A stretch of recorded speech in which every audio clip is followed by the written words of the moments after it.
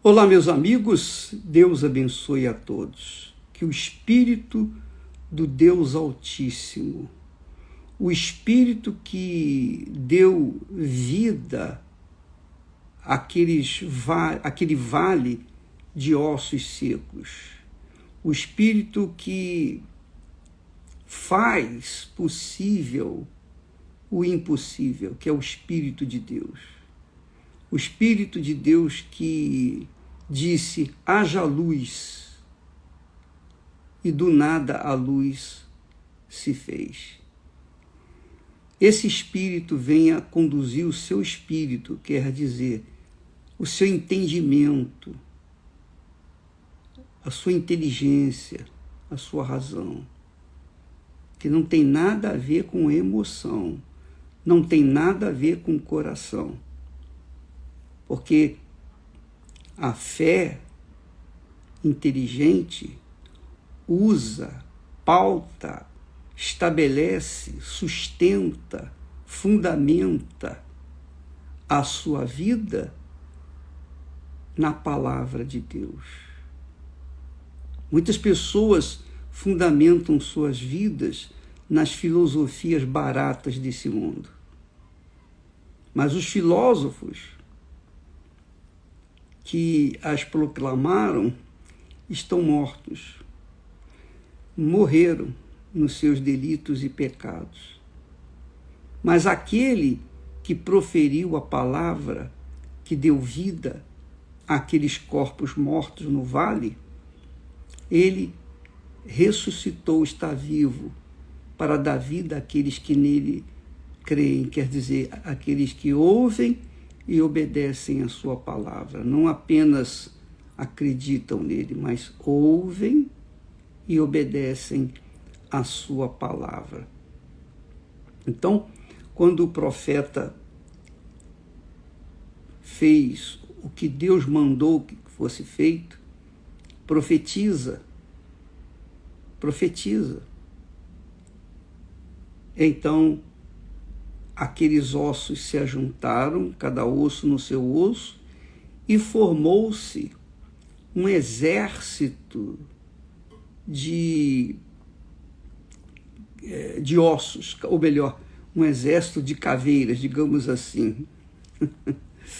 Um exército de, eu diria, apenas dos ossos das pessoas.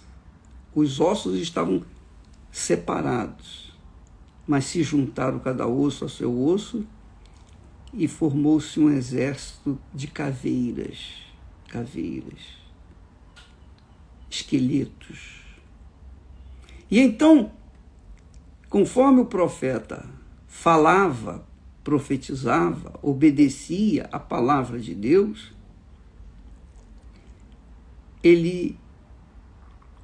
aconteceu que vieram nervos sobre aqueles esqueletos e cresceu carne e estendeu-se a pele sobre eles.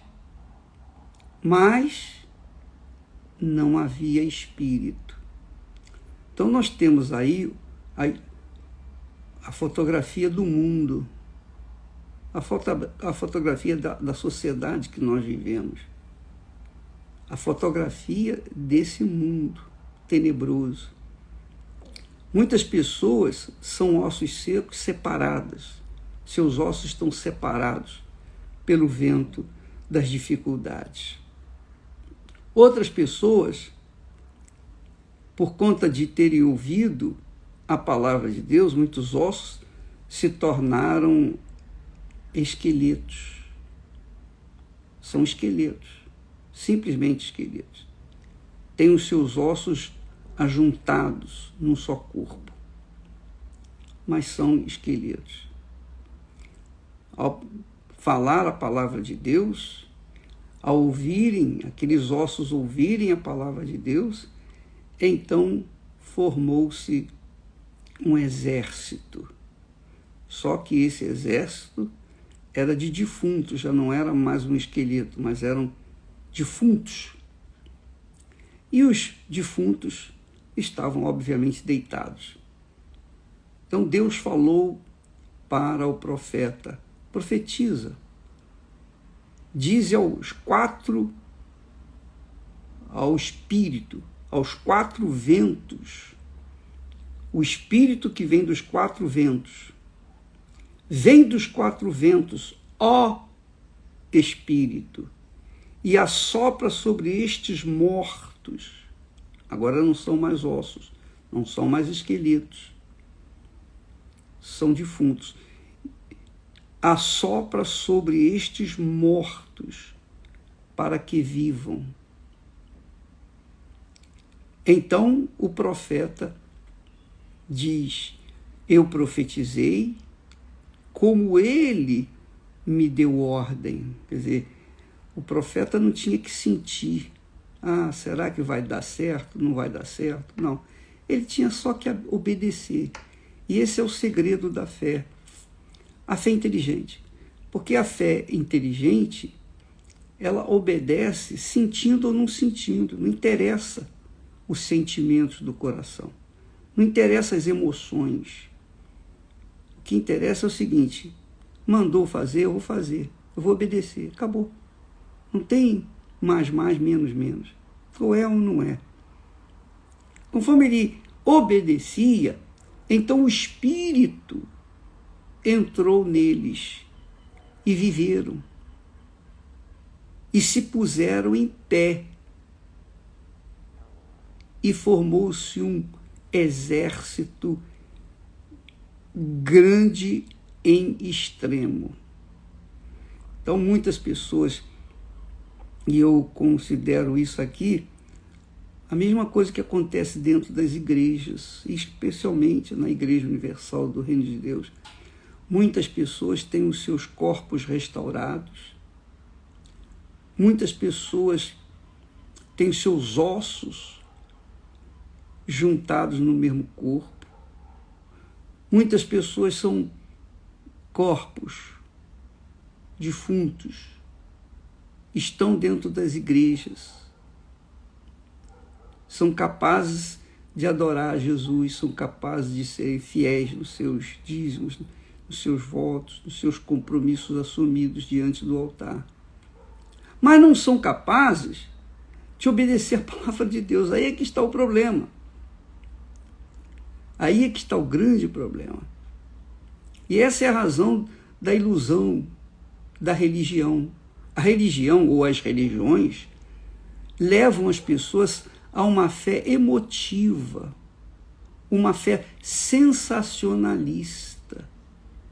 Então, as pessoas naquele momento, diante da música, da oração bonita, da palavra meiga, daquela palavra: ah, Jesus te ama, aquelas xaropadas. Eu digo xaropadas porque tudo isso só promove pessoas nascidas da carne, não do Espírito Santo. E quando a pessoa é nascida da carne, ela é convencida de que é de Deus, ela é convencida que tem o Espírito Santo, ela é convencida que é fiel a Deus, que Deus é com ela. Mas como é que se prova que ela é de Deus? Como é que uma pessoa é provada se é de Deus ou não? Aí Deus permitiu e permite as tribulações. Porque nas tribulações, só suportam as tribulações os que são do Espírito, nascidos do Espírito. Porque quem é nascido da emoção, da mesma forma como sente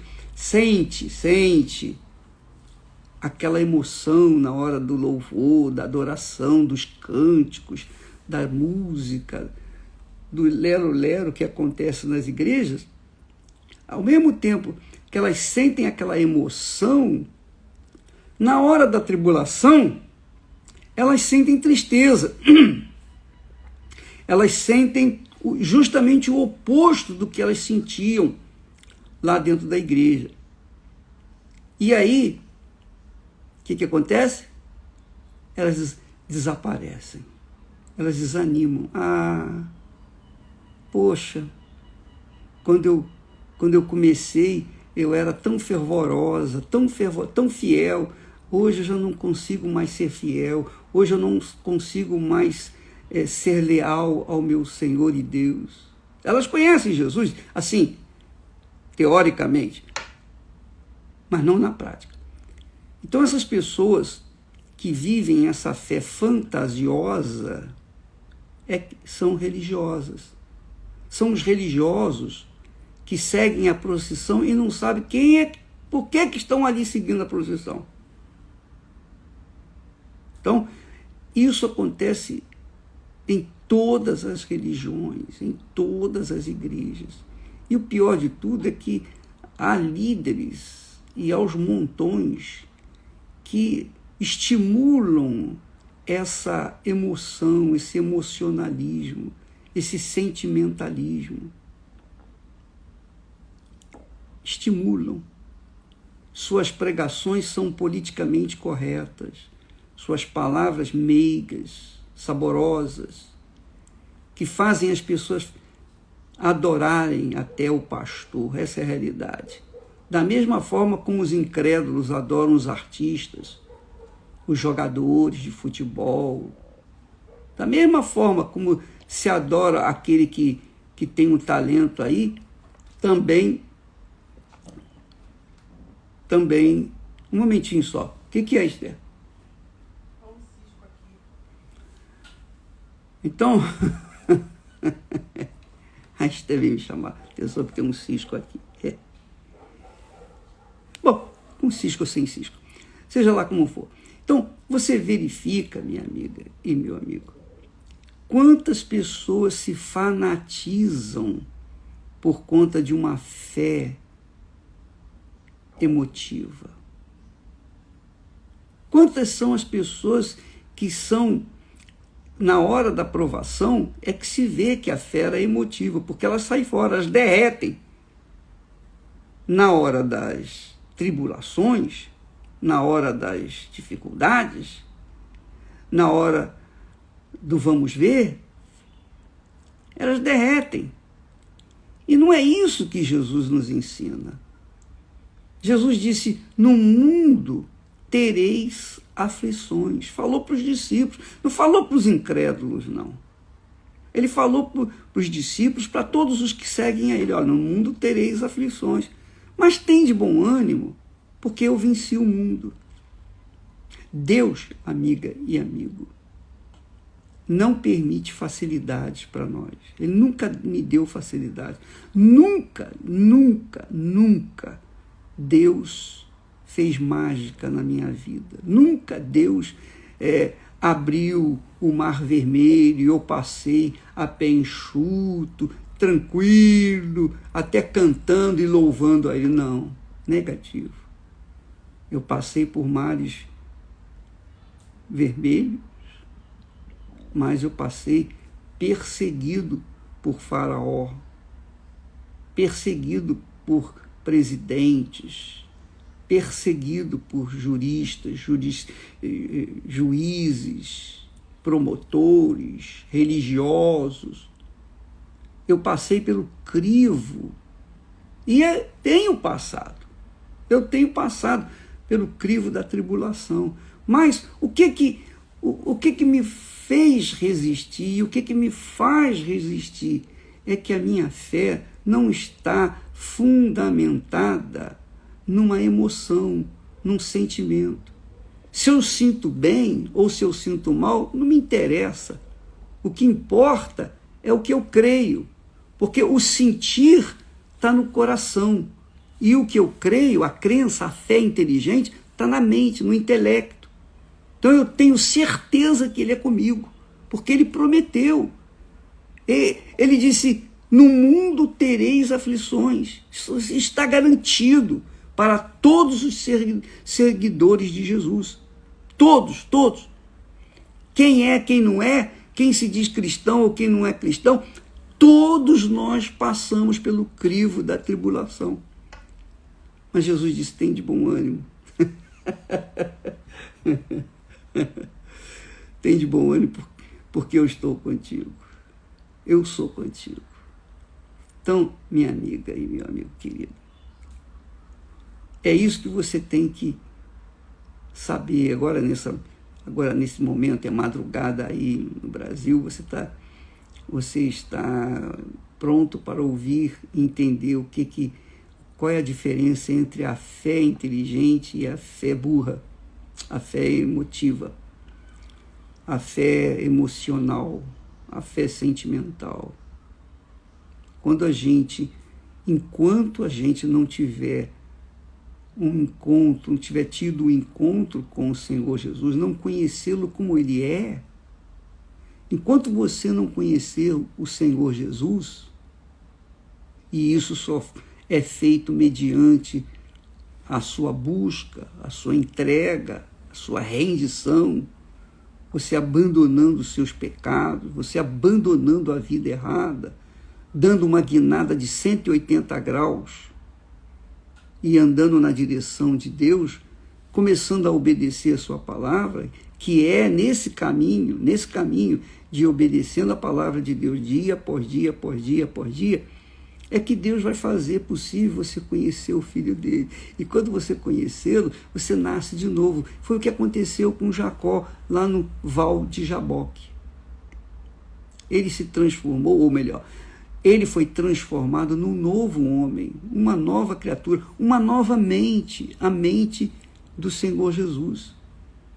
Então, a partir dali, Jacó, quando foi transformado em Israel, ele estava pronto para enfrentar qualquer dificuldade, qualquer tribulação, qualquer luta, qualquer problema, porque agora ele era um novo homem, uma nova criatura, uma criatura à imagem de Deus, uma criatura cuja natureza era divina. E isso tem que acontecer com você, tem que acontecer com todos, não é só com o pastor, com o bispo, os oficiais da igreja, não. É com todos, porque Deus quer salvar todos. O vale de ossos secos representa todo mundo, todas as pessoas, todos os seres humanos. Deus quer salvar todos. Jesus não veio para salvar o espírito, não. Porque o espírito, que é o nosso intelecto, que é a nossa inteligência, que são os talentos que Deus nos empresta, ele volta para Deus. O corpo fica aí, ele volta ao pó. Mas a alma, essa alma, ela pertence a cada um de nós. E só a pessoa pode decidir o que fazer. Se entrega ou não essa alma para o Senhor Jesus. Então ele veio para salvar a alma.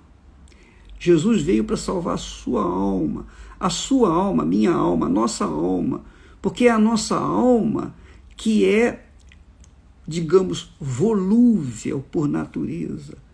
A nossa alma que se entrega às paixões desse mundo. A nossa alma que se deixa levar pelo engano, pela palavra de mentira, pelo lero-lero.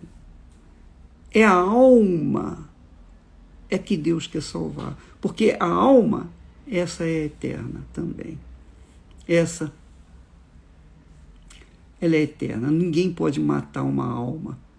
Assim como Deus não matou Satanás, porque ele criou, tudo que Deus cria é por toda a eternidade. Ele é o criador de tudo que ele cria para toda a eternidade. Se a pessoa vai viver para ele vai viver na presença do Todo-Poderoso por toda a eternidade. Se a pessoa vai sofrer por toda a eternidade, é por toda a eternidade que ela vai sofrer a quem ela serviu, ao Deus que ela serviu, ou às suas paixões que ela se entregou. Então Deus quer salvar você, amiga e amigo. Ele quer libertar você dessa angústia. Quando você sofre, Quando nós sofremos, quando você tem uma dor de dente, é a alma que sofre aquela dor. É a alma.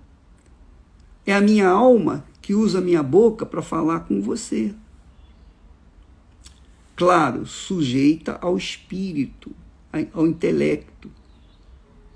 Então, a minha alma, se eu tenho a mente de Cristo, a alma obedece à mente que é de Cristo e fala a palavra de Deus.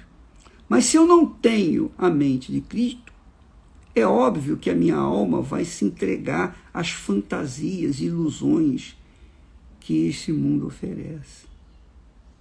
Então, Deus quer salvar a sua alma, mas você não pode, obviamente, não pode, de forma nenhuma, deixar-se levar por ela, pela sua alma, porque ela é corrupta por natureza. A natureza da alma humana é corrupta, desde Adão e Eva. Desde Adão e Eva. E não tem jeito. Só tem jeito de uma forma. Quando essa alma reconhece Jesus como Senhor e Salvador. E só a Ele entrega a sua vida. Só a Ele adora, só a Ele reverencia. Ele é o primeiro. Deus quer dizer alguém que é adorado, louvado, que está acima de tudo e todos, é o primeiro na nossa vida. Então, se você coloca seu marido, sua mulher, sua filha, seu filho em primeiro lugar, seu pai, sua mãe em primeiro lugar, então eles se tornam seu Deus, os seus deuses, né? Então Deus quer salvar a alma, Ele veio para salvar a alma que é corrupta, a alma que não pensa, a alma que só quer sentir. Então, quando uma pessoa tem depressão, por exemplo, ela quer distrair o quê? O espírito? Não, ela quer distrair a alma, porque a alma é que sofre a tristeza, a alma que sente a dor da tristeza, e é uma dor insuportável, é uma dor, dizem, eu não sei o que é isso, mas dizem que é uma dor insuportável, porque não tem como curar essa dor, não tem remédio, a não ser dar morfina ou alguma coisa que a pessoa adormeça e fica dormindo. Por isso que as pessoas que têm depressão querem morrer, porque elas pensam que morrendo o corpo, a alma vai ficar livre. Não, não vai não. Aí é que vai começar a sofrer. Porque se aqui no mundo já é um pedacinho do inferno, imagine o que é o inferno. Quando a alma se destrói, quando a alma se mata, melhor dizendo, quando a pessoa se mata, se suicida. Deus quer salvar a sua alma, minha amiga, meu amigo. Use a sua inteligência. Dá uma chance para Ele. Faça um teste com Ele. Se você quiser, você tem o direito. A inteligência humana dá o direito de a pessoa falar com Deus. Se o Senhor existe, o Senhor me perdoe. Mas se o Senhor existe, o Senhor tem que mostrar que existe na minha vida. E foi exatamente isso que aconteceu aqui. Deus falou para Ezequiel: vem, ó Espírito, e assopra. E aqueles mortos tornaram-se vivos. E tornaram-se um grande exército. Aí ele diz aqui, que eu quero que você saiba, ele diz assim para o povo dele. Ele diz assim, no versículo 14, olha que bacana: porei em vós o meu espírito e vivereis, e vos porei na vossa terra, e sabereis que eu, o Senhor, disse isto e o fiz. diz o Senhor. Quer dizer, Deus quer que as pessoas, seus amigos, seus conhecidos, seus parentes, que o mundo o conheça através de você, através do seu testemunho. Como nós temos falado, é o que está escrito, Jesus quer que nós sejamos o seu perfume nesse mundo. Jesus quer que nós sejamos, exalemos o perfume dele, mostremos para o mundo que ele existe, não na base do sentimentalismo, não na base de um amor fajuto, não na base de emoções, não. Ele quer ver o seu testemunho, ele quer ver você restaurada, resgatada, você reintegrada à sociedade, você que está nos vícios e que está jogado na lata do lixo, você que está jogado na rua, você que está jogado nesse mundo podre. Deus quer restaurar a sua vida, quer fazer de você uma criatura, um cidadão ou uma cidadã do reino dos céus, para que o mundo veja Deus através de você.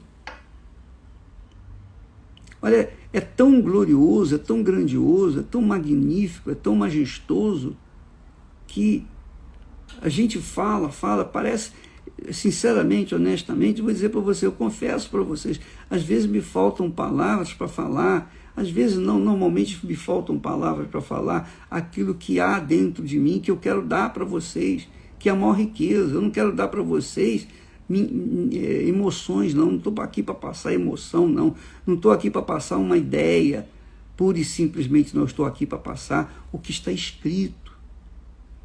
E como Deus disse, ouvi a palavra do Senhor. E o profeta Ezequiel ouviu e obedeceu. E disse, repetiu para os ossos secos, ouvi a palavra do Senhor. E os ossos secos ouviram. E os ossos secos se transformaram num grande exército. Um exército de pessoas. Um grande exército, inumerável o número de pessoas que se levantaram. Deus quer que você se levante, minha amiga e meu amigo. Deus quer que você se levante, mas não vai ser com mágica. Não vai ser mágica.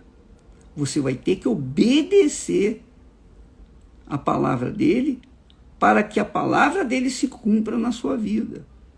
Isso é inteligência. Isso é inteligência. Isso não é emoção. Isso não é sentimento. Não é comoção. Isso é fé pura. A fé inteligente. Você ouve, obedece e Deus responde. Transforma. Ele não vai fazer mágica na sua vida. Não espere mágica. Deus não é mágico. Nem sorte. Não. Isso se chama fé inteligente, que nada tem a ver com a fé religiosa, que é emotiva. A fé religiosa é emotiva. Então, quando você ouve falar de pastores que saíram, que isso aconteceu, aquilo outro, isso acontece muito, porque muitas pessoas se iludem com a própria fé, a fé emotiva, a fé que não é sobrenatural, a fé que é natural. E aí, em determinados momentos de dificuldades, de aflições, de angústias, de tribulações, porque elas não nasceram de Deus, porque elas não cultivaram a fé inteligente apoiada na palavra de Deus, porque elas não cultivaram a sua vida na palavra de Deus, elas não confiaram, aí desistiram no meio do caminho. E Jesus disse, aquele que perseverar até o fim, esse será salvo. Esse é vencedor. Você tem que perseverar até o fim, do jeito que você está indo. Não importa, você tem que perseverar até o fim. Não adianta você perseverar até 99% do caminho. Se você desanimar, você perde. tem que ser até o fim, para que você possa tomar posse da vida eterna. Entendeu, minha amiga, meu amigo? Isso se chama fé inteligente, fé sobrenatural, a fé que vem de Deus, que nada tem a ver com a fé natural, a fé emocional, a fé sentimental. Quantas pessoas casam na base da fé emocional? Quantas pessoas casam na base da fé sentimental? Se entregam, é ou não é? E talvez você que está me assistindo agora tenha caído nessa cilada. Você casou porque você dizia que amava, você acreditou que era amada. Mas depois que você casou, ou juntou, o que aconteceu? Que você foi começar a viver junto. Minha mãe dizia, você quer conhecer uma pessoa, cria galinha junto com ela. Aí você vai conhecer aquela pessoa. Entendeu? Então você começou a criar galinha junto com a pessoa com quem você se relacionou. Pronto, você descobriu os erros, as fraquezas dela e acabou desfazendo esse casamento. Casamento feito na base da emoção.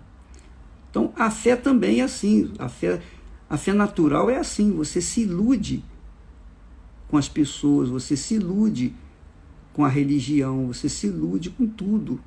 Você se ilude com tudo. Mas quando ela é sobrenatural, quando a fé é sobrenatural, você não se ilude. Você faz o que crê que vai dar certo. E aí sim, essa é a fé que faz a gente merecedor diante de Deus. A fé inteligente, a fé sobrenatural, que é Deus quem nos dá. Como que Ele nos dá essa fé? Quando você lê a Bíblia, quando você medita na palavra de Deus, não apenas lê, não decorar a Bíblia, porque muita gente decora a Bíblia, apenas sabe a Bíblia de cor e salteado, mas aquilo que está escrito não é prático para ela não pratica aquilo. Então não adianta nada. Ah, mas eu conheço a Bíblia. O diabo conhece a Bíblia. Então, a fé sobrenatural é uma fé que vem da Bíblia, da palavra de Deus. Você lê, você absorve o pensamento de Deus, você bebe do pensamento de Deus, você se satisfaz com o pensamento de Deus e você começa a obedecer. Isso se chama fé inteligente, fé sobrenatural, que o mundo não conhece. Os religiosos não conhecem, infelizmente, desgraçadamente. Mas que é a que salva. É o que traz vida e vida com abundância. Portanto, nesse momento de tribulação, de pandemia, quantas pessoas desistem da fé? Quantas pessoas desanimam da fé? Por quê? Porque eram carne, nascidos da carne. Não tinham nada do Espírito Santo. O Espírito, eram carnes e não receberam o Espírito. Não receberam um novo nascimento. Não foram gerados Israel. E na hora do vamos ver, das lutas, derrete, se desfaz, apodrece, cai. Pense no que eu estou falando. Pense nisso. Confira o que está escrito. Leia a Bíblia, você vai entender. Às vezes eu sou rude, eu sou até estúpido, eu não tenho nem palavras para exprimir o que eu falo. Às vezes eu fico tão revoltado. Você sabe como é que é a situação? Por exemplo, o médico, ele está diante do enfermo e ele sabe qual é a doença que o enfermo tem, ele tem o remédio, ele tem tudo, ele dá para para o doente, tá, você tem que fazer isso, isso, isso e aquilo. Mas o doente insiste em seguir o seu coração. Não, eu não vou fazer isso, eu vou fazer aquilo, eu vou fazer aquilo outro. O doente não aceita se submeter. Ora, o que o médico pode fazer? O médico desiste, deixa a pessoa para lá. E aí o paciente vem e morre. Mas morreu por quê? Morreu porque foi eu diria, desobediente, foi rebelde, não quis atender aquela voz. Bem, minha amiga e meu amigo, assim é a palavra de Deus. Você, se tiver a fé sobrenatural, você vence todas as tribulações, todas. Você vence todas as aflições, porque Jesus é com você. Ele disse, no mundo tereis aflições. Ele está falando para os seus seguidores. No mundo tereis aflições. Mas tem de bom ânimo. Eu estou contigo. E isso não é suficiente para uma pessoa que realmente usa a fé sobrenatural, inteligente, a fé racional? Amanhã estaremos de volta. Deus abençoe em nome do Senhor Jesus. Amém.